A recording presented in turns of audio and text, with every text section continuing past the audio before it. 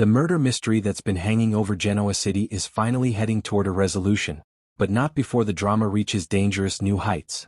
Nick Newman and Sharon Newman find themselves in a terrifying situation when Carter traps them together in what he calls house arrest. Of course, Nick and Sharon know this is really kidnapping, and they desperately try to escape.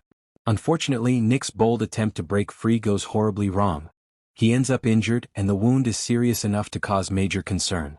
While Nick struggles, Carter faces intense questioning from both Victor Newman and Chance Chancellor. Carter insists he's innocent and claims he didn't throw the knife at Damien Germain, not for himself and not for Kane Ashby either. Despite Carter's defense, suspicion continues to swirl, and his name remains at the top of the suspect list. Meanwhile, Kyle Abbott makes a bold move of his own by shutting down Audra Charles's scheme to ruin his relationship with Claire Newman. Kyle doesn't stop there. He exposes Victor's shocking role in the plot by spilling everything to Nikki Newman. This betrayal from Victor sends shockwaves, and Nikki is stunned that he would sink so low.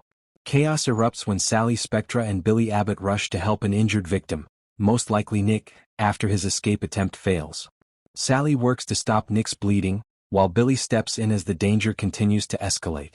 At the same time, Nikki faces a terrifying moment when the killer corners her. This close call could finally lead to new evidence or even an arrest, though it remains unclear if Carter is truly guilty or if someone else is pulling the strings. Either way, the clock is ticking as the whodunit nears its climax. Once the guests trapped in this dangerous situation regain access to cell service, devastating news starts to spread. Audra updates Nate Hastings about Damien's death, and the blow hits Nate hard, not only because Damien was his half-brother, but because Nate never got the chance to build a relationship with him.